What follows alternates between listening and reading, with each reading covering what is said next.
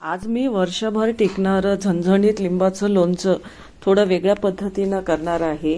हे लोणचं आपण लोणचं म्हणूनही खाऊ शकतो आणि ठेचा म्हणूनही खाऊ शकतो। हे लोणचं खूप कमी तेलामध्ये बनतं आणि बनवायलाही खूप सोपं आहे आणि खायलाही खूप चटपटीत लागतं। तर असं हे लोणचं बनवण्यासाठी मी पिकलेल्या लाल मिरच्या घेतलेल्या आहेत।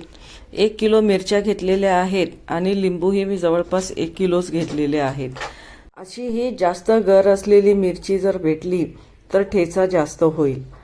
तर मी 1 किलो मिरची आणि 1 किलो लिंबू एकाच ताटात काढून घेतलेला आहे आणि सर्व मिरच्यांचे मी देठं काढून घेते। तर देठं काढत असताना सोबत खराब असलेल्या मिरच्या पण आपल्याला बाजूला काढून घ्यायच्या आहेत। लोणचं वर्षभर टिकवायचं झालं तर खराब, सुकलेलं किंवा नासलेली मिरची येता कामा नये।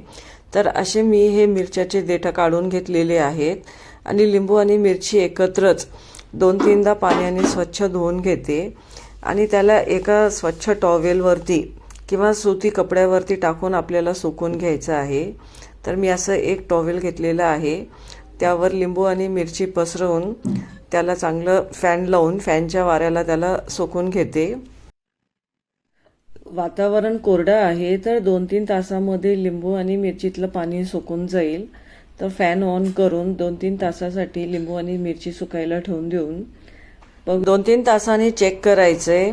जर पाणी सुकलं नसेल तर परत त्याला थोड्या वेळासाठी ठेवायचंय। थोडं पण मॉइश्चर जर शिल्लक असेल तर आपलं लोणचं खराब होऊ शकते।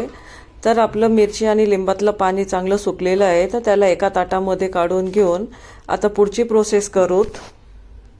तर कुठल्याही लोणच्यामध्ये आपण जे तेल टाकतो ते तेल कडून थंड करून आपण त्याच्यामध्ये टाकतो। तर त्यासाठी सगळ्यात आधी मी गॅसवर पॅन ठेवून त्यामध्ये 4-5 चमचे तेल टाकून घेते। तेल कमी जास्त आपण टाकू शकतो।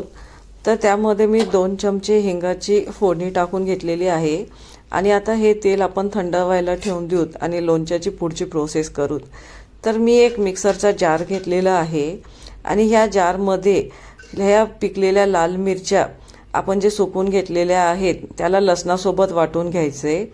तर मी अर्धा किलो मोठ्या कळीचा लसूण आधी सोलून ठेवला होता, तर थोडा थोडा लसूण आणि मिरची एकत्र आपल्याला वाटून घ्यायचं आहे। तर असं हे जारमध्ये टाकून मिरची आणि लसूण एकत्र वाटून घ्यायचं आहे। अशी एकत्र वाटलेली लसूण आणि मिरची एका मोठ्या भांड्यामध्ये काढून घ्यायची आहे, जेणेकरून आपल्याला मिक्स करायला सोपं जाईल। तर मी एका मोठ्या टोपल्यामध्ये लसूण आणि मिरचीचं मिश्रण काढून घेते आणि अशाच पद्धतीनं सगळी मिरची लसणासोबत वाटून घेते। तर अशी हे सगळे लसूण आणि मिरची एकत्र वाटून झालेली आहे, मस्त ठेचा झालेला आहे। तर त्याला आता साईडला ठेवून आपले लिंबू कट करायला घेऊत। तर आता हे लिंबू चिरून घ्यायचे। तर एकाचे 8 भाग असे लिंबाच्या छोट्या छोट्या फोडी करून घ्यायच्या आहेत। तर अशा मी सगळेच लिंबाच्या फोडी करून घेते आणि लिंबू चिरून झाल्यानंतर जेवढे शक्य आहे त्याच्यामधल्या तेवढ्या बिया काढून घ्यायच्या। सगळ्याच बिया काढल्या पाहिजेत असं काही नाही, खाताना डिस्टर्ब होऊ नये म्हणून जेवढे शक्य आहे तेवढ्या बिया काढून घ्यायच्या आहेत। आणि सोबतच काही लिंबू आपण साबूत ठेवलेले आहेत। तर हे लिंबू चिरून त्याचा रस आपण मध्ये टाकणार आहोत। तर आता हे चिरून ठेवलेले लिंबाच्या फोडी मी आपण वाटून ठेवलेल्या ठेच्यामध्ये टाकून देणार आहे आणि आता सोबतच हे लिंबाच्या अर्ध्या फोडी करून घेते, त्याचा रस आपल्याला पिळून घ्यायचा आहे। तर एका भांड्यामध्ये करकचून लिंबाचा पूर्ण रस काढून घ्यायचा आहे। तर ह्या लिंबाच्या रसाने आपल्या ठेच्याचा तिखटपणा पण कमी होणार आहे आणि ठेचा चटपटीत पण लागणार आहे। तर लिंबाचा रस मी एका चाळणीनं गाळून ठेच्यामध्ये टाकून घेते आणि त्यामध्ये दुसरं साहित्य जसं की मीठ हे प्रिझर्वेटिव्हचं काम करते।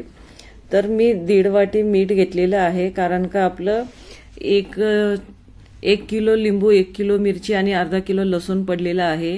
सोबतच 1 चमचा हळद घेतलेली आहे। हळद सुद्धा प्रिझर्वेटिव्हचं काम करते।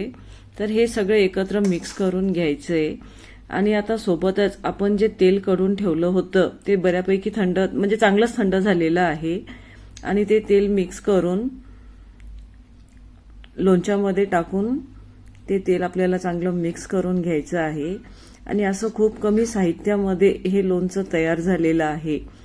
कलर आणि टेक्स्चर बघू शकता, पाहता क्षणी तोंडाला पाणी येते.